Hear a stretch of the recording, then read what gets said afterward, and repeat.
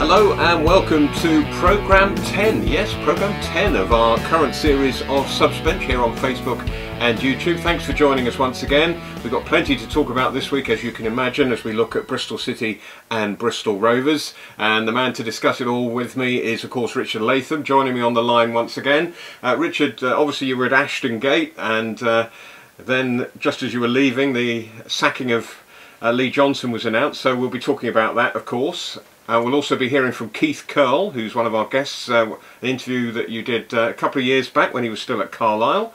And of course we'll be hearing from the Bristol Rovers camp from Steve Elliott, a very popular centre-half as well. So we've got a packed programme, haven't we? But first, tell us about Lee Johnson then. Did it come as a shock to you?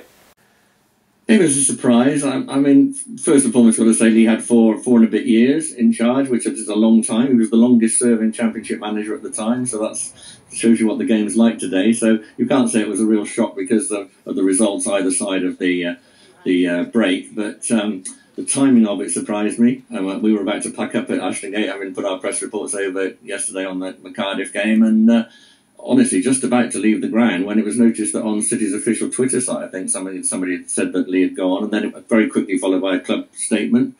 So we all had to open our laptops again and get down to do some more work. But I was surprised because I don't think it's a particularly good time. 5 games to go in the season. I think, if you don't want to make a change, why not really take time to think about it and do it in the summer? Unless, of course, they've got someone lined up to take over straight away. And that's very rarely been the case in my time covering Bristol City. They've normally gone through a advertising process, and if they do that, I only hope they advertise for a manager who can take them into the Premier League while selling 3 of his best players every season. Yeah. Because that's what Lee's been asked to do. You've only got to look at 2 years ago, Aidan Flint, Joe Bryan, Bobby Reid. This season, or in the summer that preceded it, we've seen three more go, and Josh Brownhill being the latest, which I couldn't understand. I couldn't understand Adam Webster going to Brighton, Player of the Year last year. They'd sold Lloyd Kelly already for 13 million. 20 million more for Webster, 9 million more for Brownhill. You're taking away the heart of the team, and any manager, I don't care if Jurgen Klopp's the next manager, he isn't going to find it easy to get Bristol City out of a very tough league if you sell 3 of your top players every year. So that's the first thing. So I think you've got to defend Lee in that sense, and comfortably mid-table in the Championship, if that's where they finish, is better than I expected this season on the back of last summer's sales. So I think that should be said.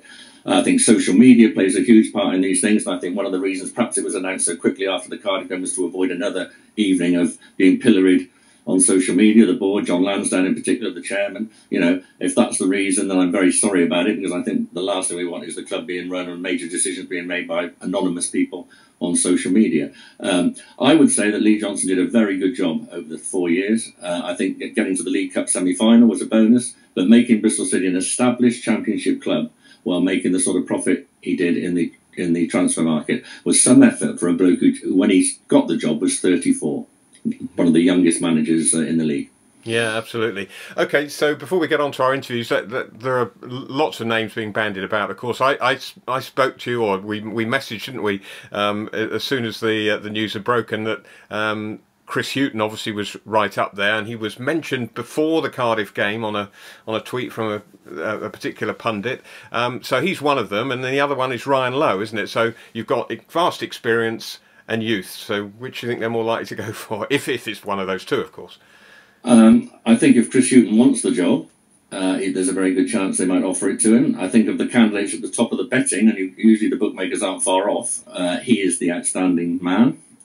Whether he'd want it or not, and whether he perceives Bristol City as a club with the ambition to go into the Premier League, where he really wants to manage, I'm not sure. But if he wanted the job, I think there'd be a good chance he'd certainly be a leading candidate. Ryan Lowe exactly fits the bill of another Lee Johnson. Young manager, only managed in the lower division so far, but done so well. Really nice guy from all I hear, Merseysider, but very early on in his managerial career, which is just what Lee was when they signed him. And one of the things with that is a young manager is more likely to fit in with your plans to say, let's produce academy players, we're going to have to sell players occasionally. A more experienced manager is going to demand money to spend. And that could be the difference between the two of them, I think. But as I say, Chris Hughton would be my choice out of the top ones. Some of the other ones mentioned, Tony Pulis really surprised me early on. I mean, would they go back to a man who wasn't popular the last time? I mean, I've got a great respect for Tony. I think he's a really good manager and probably do a good job. But the fans, the first game we lost, we had all the Bristol Rovers baggage come up again, you know. Yeah. So there's younger managers in the lower divisions. Gareth Ainsworth's been mentioned. Somebody like Mick McCarthy, I could never see taking the job. Old school manager, new school board. So I don't think that would be a match at all. You know, Mick is right out of the old school of management. So I would discard him at around 10-1, I think he is at the moment. The two favourites are the ones you've got to consider at the moment. And of them, if you think of the sport's history, Ryan Lowe would probably be the one that I might think is just ahead. But I'd love to see Chris Hughton. Okay, well, this is all as we speak at the time of recording, so things may change quite quickly, and if they do, hopefully we'll bring you news on our Facebook page. Of course, one other outside candidate, somebody who's just achieved promotion, is Keith Curle, isn't it? When we spoke to him a couple of years back, the first time on the programme, he was still in charge at Carlisle, of course, but he's just taken Northampton up, so well done to him. Got a promotion on his CV, and we spoke to him, of course, about his double Bristol connection, didn't we? Because, of course, he started out at Bristol Rovers and then ended up at Bristol City before going on to even bigger and better things. So let's pick up the story then with Keith Curle and how he joined Rovers. Football became a hobby, probably, and the biggest influence on my career as a young player was my school teacher, John Elliot, who, let me tell you, and he had to badger my mum at the time to get me to play for the school team. Which school was it? Oldbury Court Junior School. She wasn't. She was a single mum working as a manageress in the supermarket, and she'd had a difficult time. And the one thing that she didn't want was me being out after school doing any activities whatsoever. She wanted me at home, where she could keep an eye on me and make sure that I didn't get up to mischief. She was very strict in that she wanted to know where I was, who I was with at all times when out of school. And obviously, the school teacher came and said that your lad's got talent. We'd like him to play for the school team. I think Mr. Elliot, or the late John Elliot, it took a number of visits to convince me mum that he would be a guardian for myself out of school hours, that he would pick me up, drop me off, not let me out of his sight at all times. Probably my first introduction to Ian Holloway was at Longwell Green, a 7-a-side competition where I did quite well and stood out and got an award there.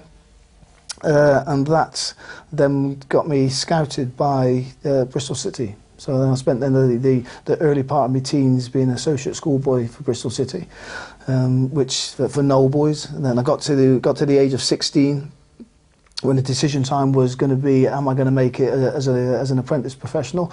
And unfortunately, I think the manager's son also played in the same position as I did. Hence he got taken on and I didn't. I had one meeting with Alan Dix where Alan Dix says thank you, but unfortunately the opinion of the coaching staff at the time was that I was not going to have a career at Bristol City. So I did the next best thing, went home. I thought I was going to have a career in athletics because I was quick, very quick. And I pondered with the idea of athletics, didn't really know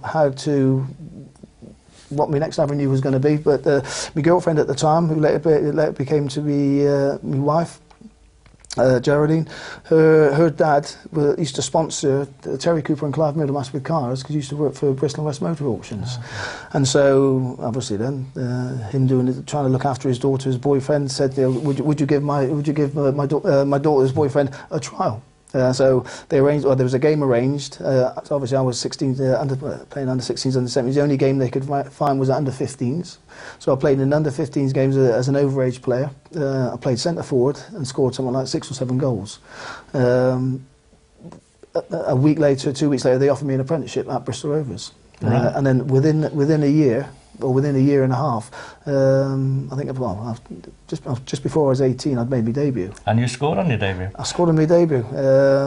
Brian Williams, I think Gary Mabbott played the ball out to Brian Williams. Brian Williams crossed it, and I scored a header against Chester at Eastfield Stadium. And I later went on to actually employ the goalkeeper at Chester City. Rovers finished, you went to Torquay, the princely sum of what, £5,000 transfer fee? Yeah, Dave Williams sold me. I played a few games, and I think it started me going to Torquay because I think I'm very close friends with Ian Holloway. We still are close friends now. He was my best man at my wedding at the time.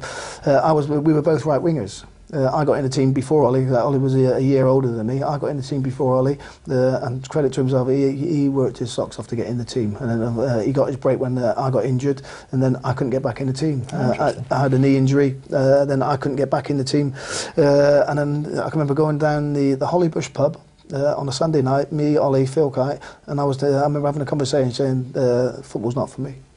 I'm not going to get back in the team. I don't want to be playing. This was the days when you only used to get one sub, and I think, well, I'm training, I'm not playing, training, not playing, training, not playing. I'm thinking that football's not for me. So you nearly quit? The team, I went to Torquay, and I say to people now, don't be embarrassed by taking a step backwards before you go forwards. Because I went to Torquay, scored on my debut down there, and I scored something like 6 or 7 goals for Torquay. And I think that taking that step down resurrected my career. And a matter of months later, you were at Ashton Gate because Terry Cooper paid £10,000, doubled the fee. Yeah. So your fee had doubled in that time. Yeah. And you went straight into what was a promotion side. Yeah, I came back to Bristol City then, and again, I think the only position I could get in was on the left wing. And Howard Pritchard on the right hand side. The only space was either being sub as a squad member or playing on the left wing. Was it difficult as an ex-Rovers player to start with for you? Yes and no, but again, I don't really buy. I've never really bought into this Rovers and City because I've had fantastic memories from both football clubs. And people say, which one of the two have you got more allegiances to? Both clubs have got fantastic memories for myself because and both clubs have played big parts in my career. And the starting point, I've got to say, Terry Cooper, Clive Midmaster, they were big influences, and also Bobby Gould, who was the manager at Bristol Rovers, a massive influence on my career because Terry left and went on to manage Bristol City, and Bobby Gould came in at the time, and then he actually signed me as my first professional contract, and later brought me up at Wimbledon. So you arrive at City in the middle of what's already a good season, and that was, I think, something like February. By May, you're celebrating promotion from the old 4th division. Yep, definitely. And I think it was we got promoted, and I think it was the following season then that I started my career as a centre back, which was strange. It didn't seem natural, but I can remember Clive, and I still speak to Clive now. And he kept on saying, he said he had conversations with Terry, and Terry had said he will play for England. And that was within a matter of a few games. He said he will play for England because of his pace. So let's talk about those wonderful days at Ashton Gate. First, the promotion season. An interesting mixture of players, the likes of Forbes, Phillips and Masters at the back. Tom Ritchie was back with his second spell at the club. The mixture of experience and some good young players as well. Yeah, definitely. And again, some fantastic characters. And again, I think Terry and Clive, they put together a very good changing room with a good blend of youth and experience. But I think probably the biggest thing was the characters and the honesty within that group was phenomenal. Some of the young players that we played with there, Rob Newman, a character again that went on to have a very good career. People like Bobby Hutchinson, who came down from Scotland, that automatically his infectious personality brought a lot of people together. Trevor Morgan. Yeah, big Trevor, Stevie Neville. Yeah. We had some good footballers. Yeah, you were a very bonded team, weren't you? I mean, I talk about team bonding these days. You were a naturally bonded unit, and of course, after your promotion came the great Wembley experiences in 1986. First of all, against Bolton, where probably one of the greatest days for many Bristol City fans that they'd ever experienced. What was it like for you? It's a while ago now. I'm looking back. I'm thinking back. You beat Bolton Wanderers 3-0.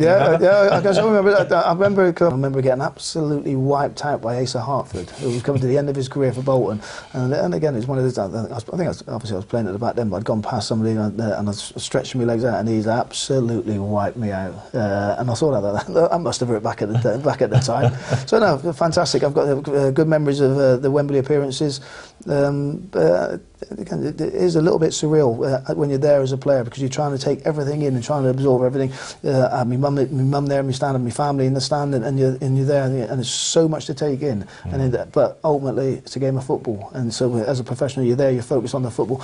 Now looking back on it, I'm thinking that I wish I'd taken more in. I wish I'd had more pictures. I'd probably kept more videos, because it's special times. You didn't score many goals for City, but one that sticks out in my mind was a league game against Newport Newport County doesn't sound the greatest of opposition on the night, but City 2-1 up in the closing stage at Ashton Gate, and you scored a bit of a worldie, didn't you? Yeah, well, it stands out in my mind because obviously a couple of days previously my son Thomas had been born, and I was adamant that I wanted to play in the game. I spent a lot of time away from the football club, looking after mother and child, obviously. But then you come back and you've got a buzz about you, and then you play in the game.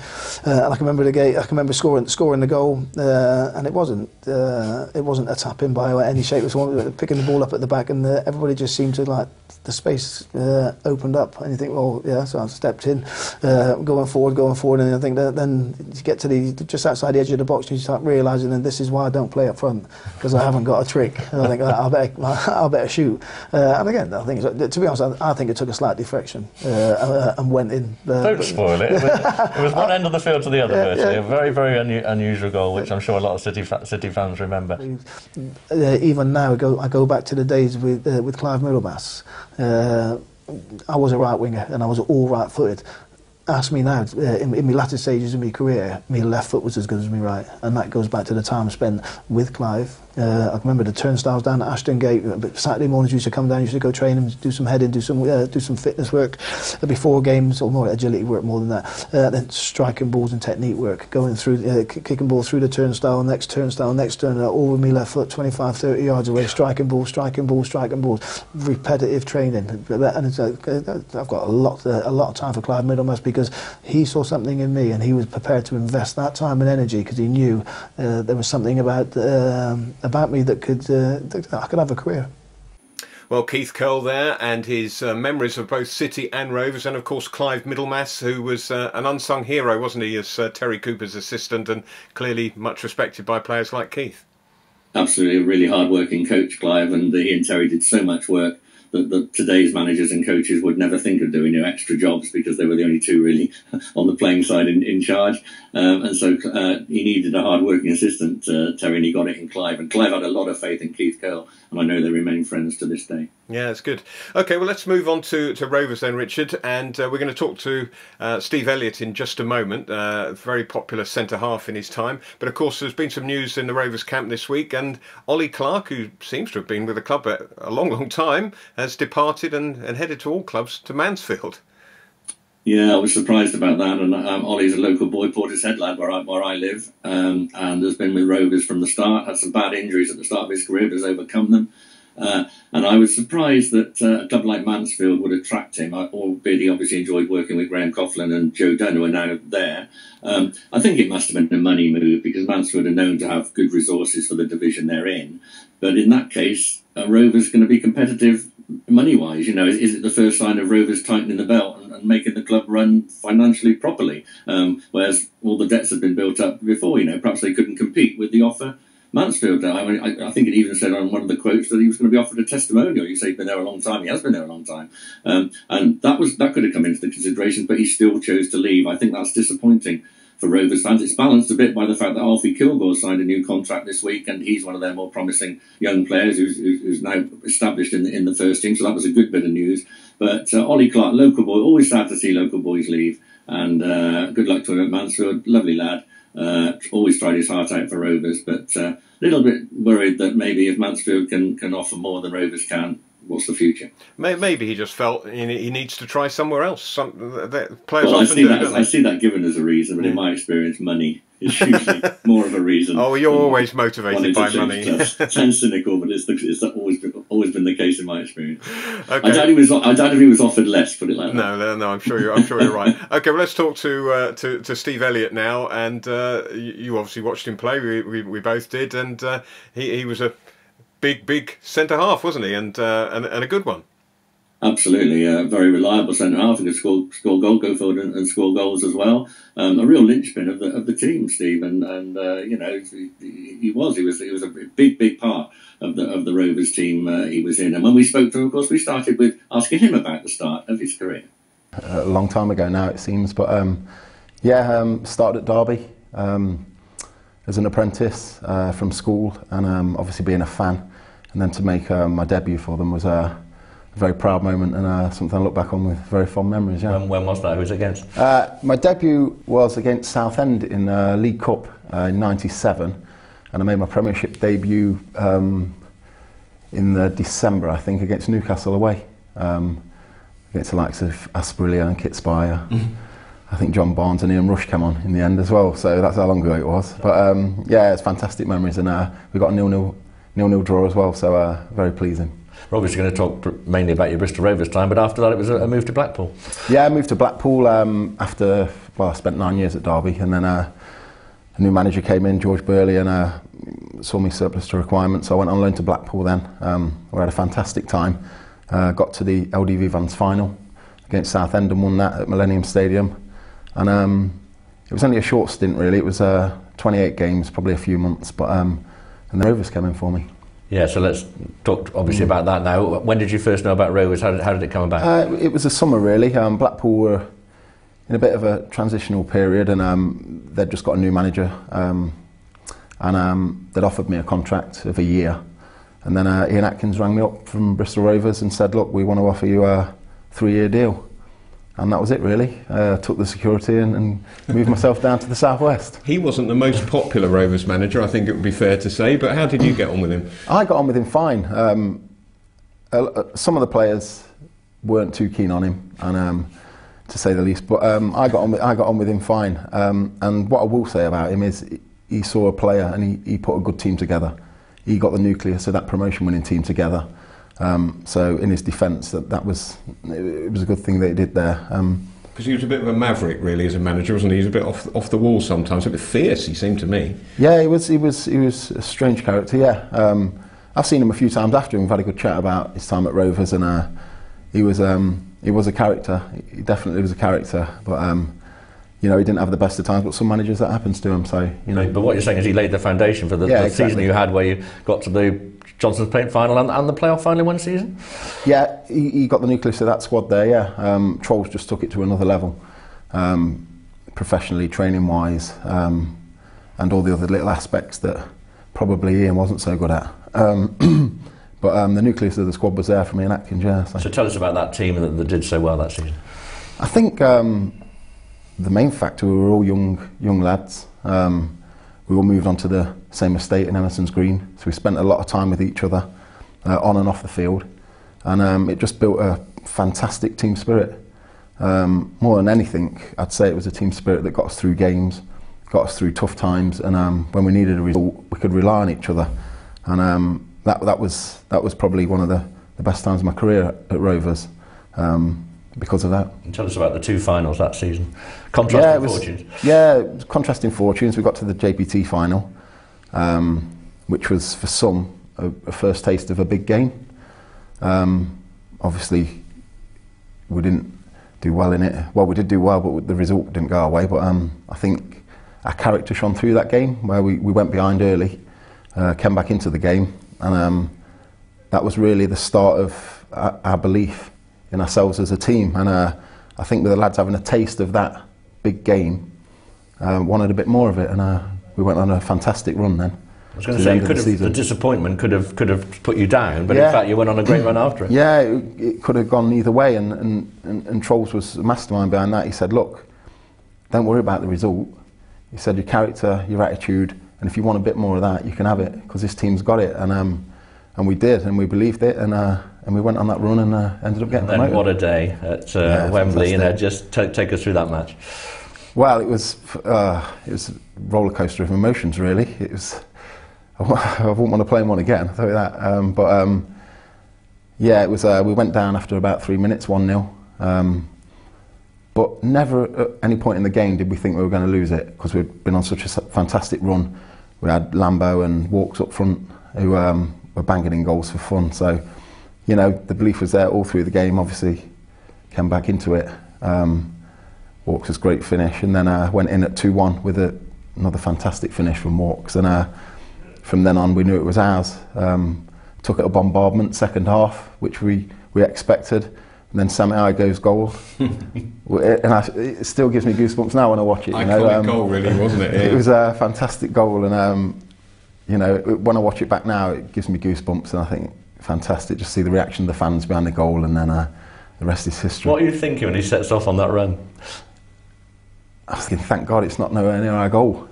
But I saw it. Yeah, I just wanted down the other end. I didn't care if he'd have kicked it out of play. I didn't care if he'd have done anything with it. Just get it away from our goal. But I saw him running and noticed the keeper had come up, obviously, and he wasn't getting back. And then he took it to the right. So I thought he was going to the corner. Took one more touch and slotted it. And I thought, that's going. That's going. And as soon as the fans reacted, you knew it was over the line. And what a moment! That was relief. And I don't know how I managed to sprint like 70 yards up the pitch to celebrate at that time. But yeah, it's a fantastic moment. Yeah. And so then you get promotion. Take us on from there. Did things go according to plan to start with, or was it always a tough battle? Yeah, I think our aim then was to consolidate in League One. We had some great games. Sky TV came down as well, and and then I think as a manager and a club, you do need to freshen it up. When you go to that next level, you need that next level of player to keep you there. And I was getting a bit older, and a few of the squad were getting a bit older, and Trolls decided it was time to freshen it up, which is absolutely fine. And unfortunately, the season after, they got relegated. Well, a lot of people put down the demise to Paul Trollope leaving, Lenny Lawrence leaving before Paul left. Do you subscribe to that view? A great manager, and with Lenny by his side, they were a good team. I think maybe they went a bit too soon, but hindsight, yeah, exactly. So you moved on to Cheltenham. Lots of regret leaving Rovers? At the time, it was hard. Yeah, didn't know where I was going to be. I didn't know if I was moving from Bristol. So yeah, it was hard. But then when Cheltenham came in and it was local, it was 40 minutes up the road. I spoke to Mark Yates, and it was an easy decision in the end. So it was and we had good times there as well. We got a good squad together there, and punched probably above our weight, getting into 2 playoff campaigns and a Wembley final with probably the 3rd lowest budget in the league was a fantastic achievement. But is Rovers still in your veins, even though you're a Derby boy? Yeah. Well, obviously I grew up being a Derby fan, but probably the majority of my career, which I enjoyed the most, was at Bristol Rovers. So how much of a shock was it to you that they went out of the league? Oh, I was devastated. Honestly, it was funny really, because I took Katie, my fiancée now, out, and I proposed to her that night. The night they got relegated? The night they got relegated, yeah. You'll always remember that then. Yeah, so it was real bittersweet, and I was on the phone to Phil Kite and Ian Oldby and the likes who were at the club, just saying I can't believe it, and they were absolutely gutted. And yeah, that's when I knew that Rovers were really in my heart, and through and through a gashead, yeah. So delighted when they came straight back up. It was very important, wasn't it, to come straight back up? Yeah, and I think the pressure on Darrell Clarke would have been immense, and for the job he did last season was phenomenal. To come straight back up from the conference is not easy, as the records show, and for him to do it was a fantastic achievement. So Steve Elliott there, as we said at the start, a very popular Rovers defender, and obviously again admired the work that Darrell Clarke did at Rovers in more recent years, because that interview with Steve was in 2016, I think. So yeah, he reflected on that, and it's funny how a big Derby fan can count himself as a out-and-out gashead now. Yeah, when you think about Darrell Clarke at the moment, it's quite timely, isn't it? Because a lot of Rovers fans wanted him out, didn't they? Of having done what everybody thought was a really good job, but he'd been there a few years, and people thought it was time for a change. A little bit similar over at Bristol City at the moment. Did switching from Darrell Clarke to Ben Garner benefit Rovers? Well, not yet, but let's hope it does, but not yet. So it's not always change the manager, improve. Sometimes it's change the manager and go backwards. So Bristol City got to be very careful about their next appointment. Yeah, so as one Rovers fan said on Twitter to City followers that I read this morning, be careful what you wish for, basically. So, exactly that. That's what I would say to a lot of people. And the other thing I would say is that if you canvass Bristol City's older fans, they were much less likely to want change than the younger ones. Because in their experience, it can often lead to the club going the wrong way. Yeah, absolutely. Okay, well, that's just about it. I dare say, well, I imagine by the time we come back in a week's time with Programme 11, we'll probably know who the new City manager is. So that'll give us something to discuss at least, won't it? So look forward to seeing you in 7 days' time, Rich. Absolutely, look forward to seeing you. Cheers.